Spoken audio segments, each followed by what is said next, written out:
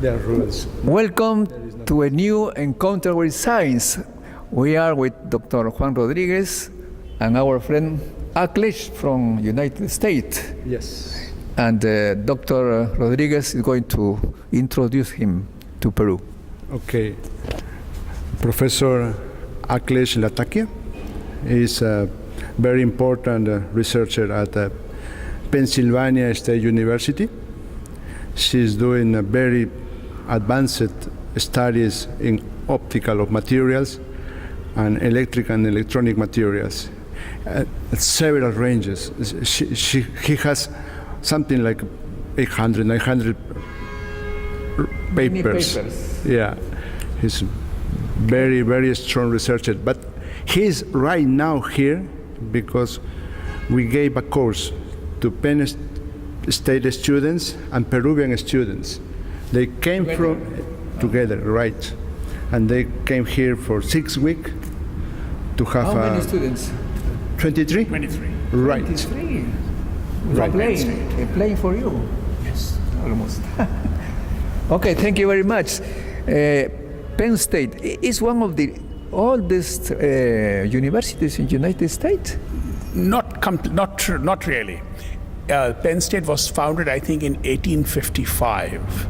So the oldest university in Penn is from 400 years ago. Harvard was the oldest university. But yes, I mean, as far as major research universities go, Penn State is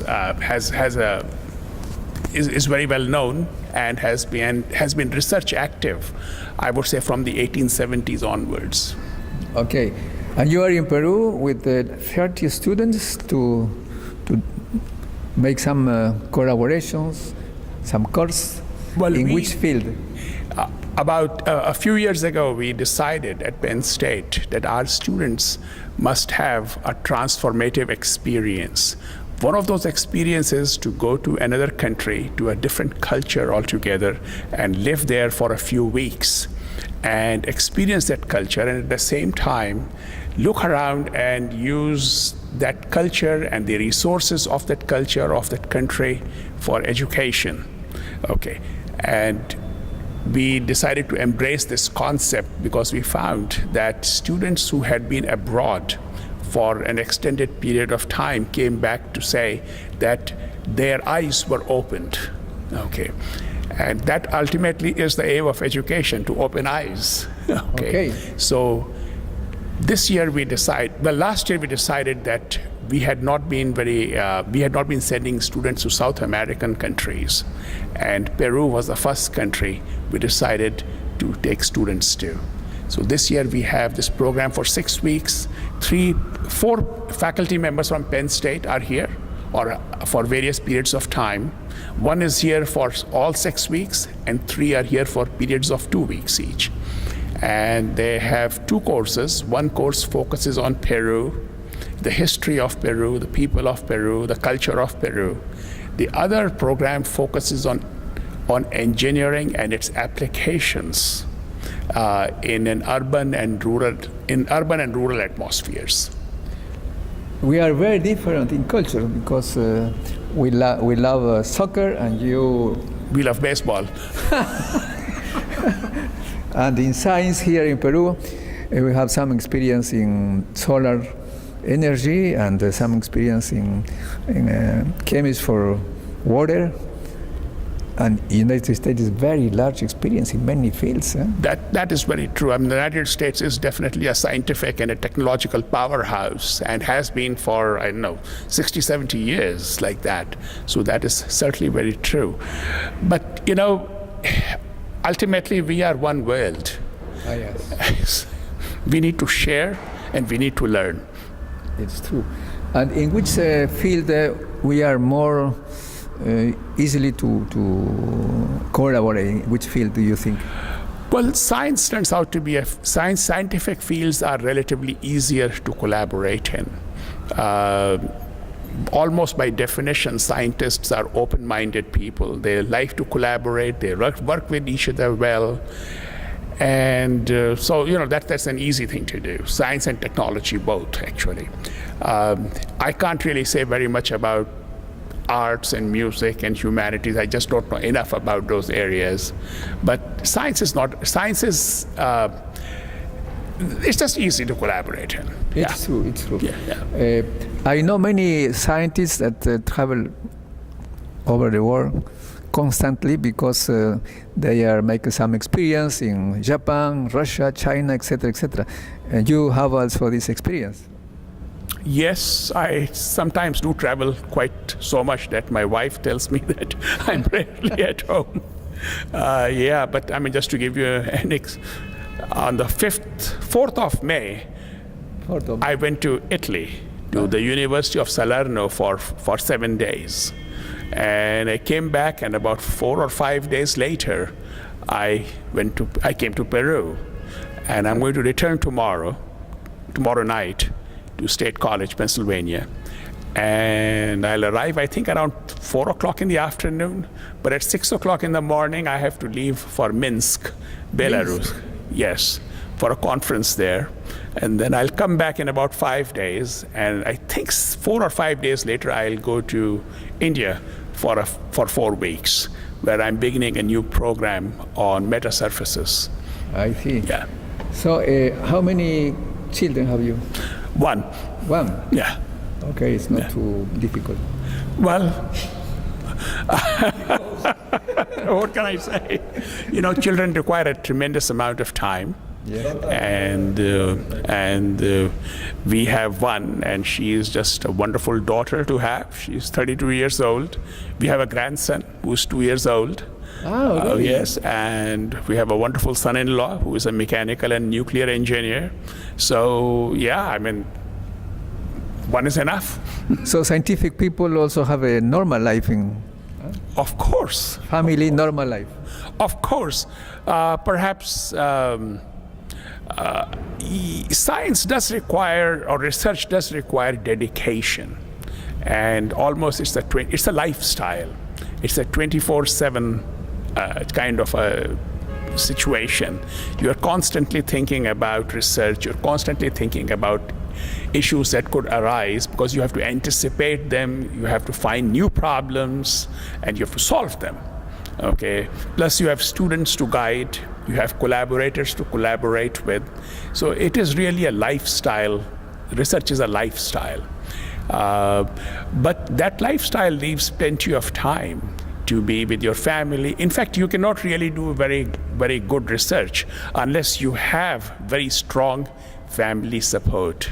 Of course. Yes. So some students from several universities have contact with me. The most important question for them are, how can I go to United States to study, to get a position many times in MIT? My answer is, you have to study very hard, to work very hard, to learn English, but you have many more important words to say. Well, clearly, when you want to go for a master's or a PhD to United States, you should be able to converse in English very well.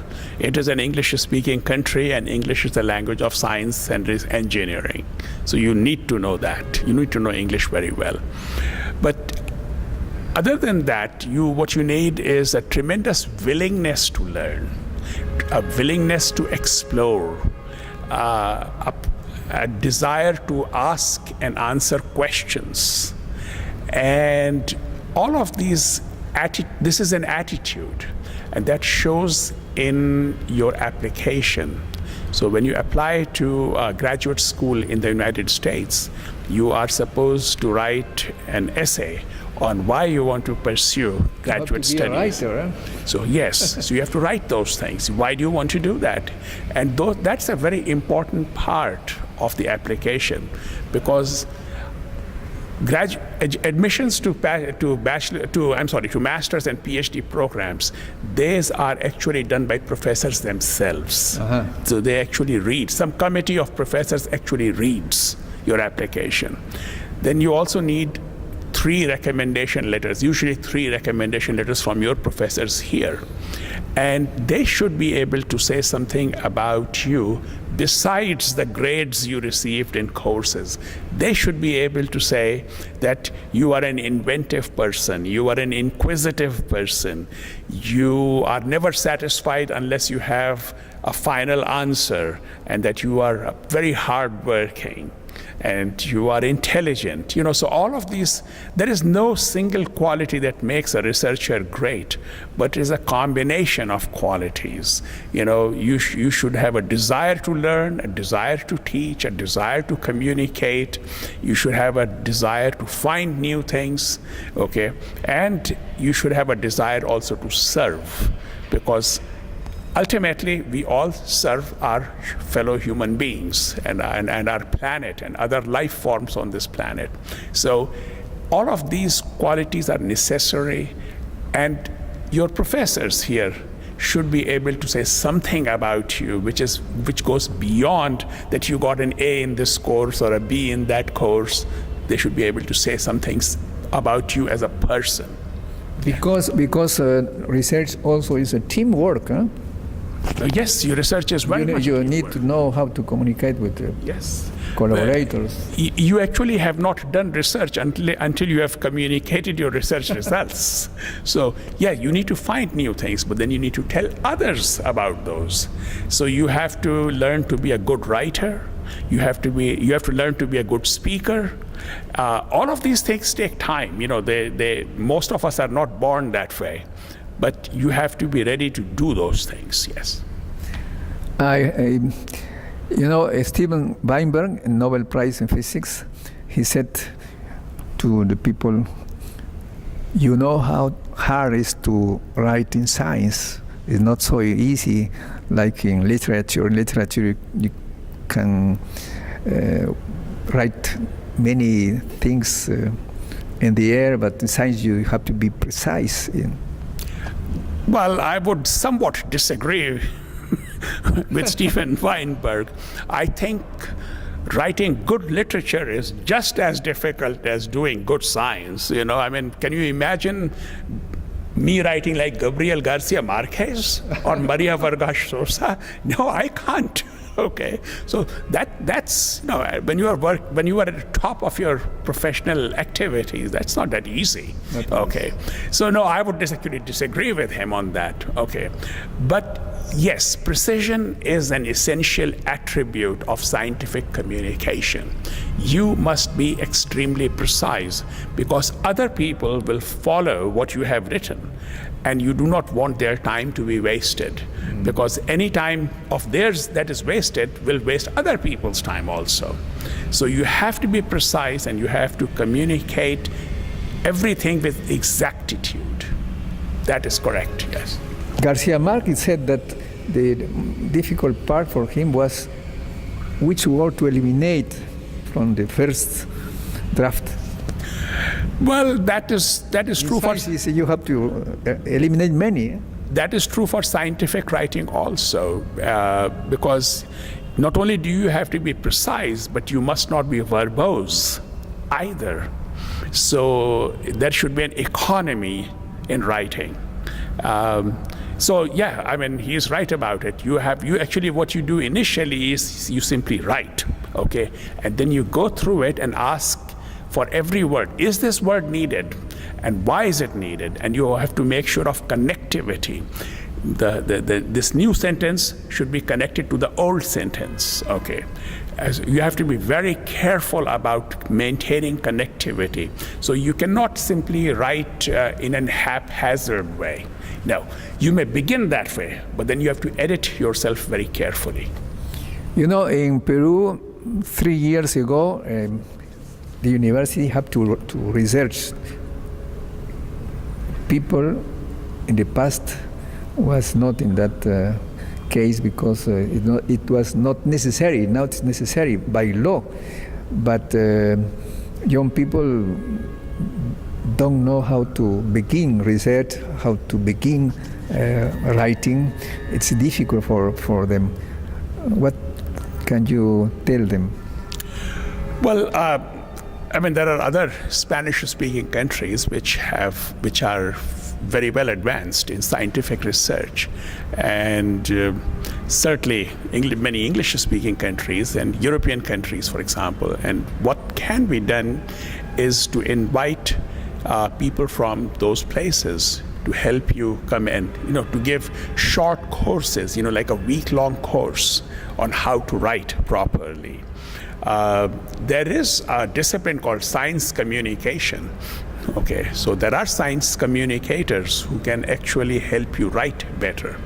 Okay, so that's one way of doing things. The second is that the professors at Peruvian universities can also do something similar. That is, there must be researchers whose research they admire, and then they can deconstruct some of their better and shorter papers, okay, and then use that information, and write some sort of a manual, a how-to manual, how to write a paper, and tell it to their students. So yeah, this requires work. I mean, I hear the same thing in India, I must say that, okay, that we have to teach our students how to write. But what may surprise you is we have to do the same thing in the United States. We have to teach our students how to write, because scientific communication, it has certain demands. As I said, there should be economy, there should be precision, okay? And above all, scientific communication should not be boring. It should not put the reader to sleep, which is what often happens, okay? So it should be interesting also. An editor from a very prestigious review said that the worst article he read came from Oxford University, because the people from Oxford want to show how smart they are in the paper. A paper is not written for the authors. A paper is written for the readers. Okay. You must write in such a way that your audience be able to understand you. Okay, you don't have to write the paper for yourself. You already know the work. You already have done it. It's not needed for you. But you must write it for the authors. I'll tell you something which I did many years ago. So this was in the 1980s. I think I was a very good writer, but I was not sure about it. And I reckoned that if I could explain something to a person who does not know much about science, then I think I would become a better writer. So at that time, I took a correspondence course on how to write short stories for 6-year-old children. And that actually made me a better scientific writer. Okay, because children, if you tell a story to a child, you will find something, they can very easily get distracted. So you must maintain their interest. That is very important. The second is, they will always ask you, why? And you must write why. You must answer why in papers, okay? For everything, you must have a why, answer to a why, okay? Also, children do not like flashbacks and flash forwards. They want a linear story, okay? This is what is precisely needed in writing a paper. You should have one continuous narrative, okay? There should be no loops. There should be no jumping forwards and going backwards. As much as possible, have a linear narrative. Garcia Marquez is... Well, Garcia Marquez, I actually enjoyed reading his Love in the Time of Cholera, but I was unable to go beyond about 15 pages for Cien Años de Soledad. 100 Years of Solitude. I couldn't proceed beyond it. That became, for somebody like me, that became a torture. Well, thank you very much for this very interesting interview. I can see very easily how intelligent is your invited. Yes. Congratulations. It was an honor to have him here. It was a lovely time we have together, visiting different places, teaching to the people, talking, preparing new proposals, preparing new ideas for research. I mean, Yeah, it was like a party. And this place is in which place we are playing us?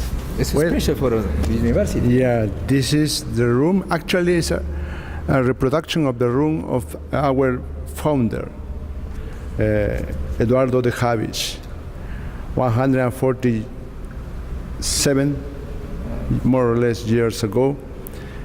He was invited here to Peru to create a tool for development of the country, to help people to be better in technology.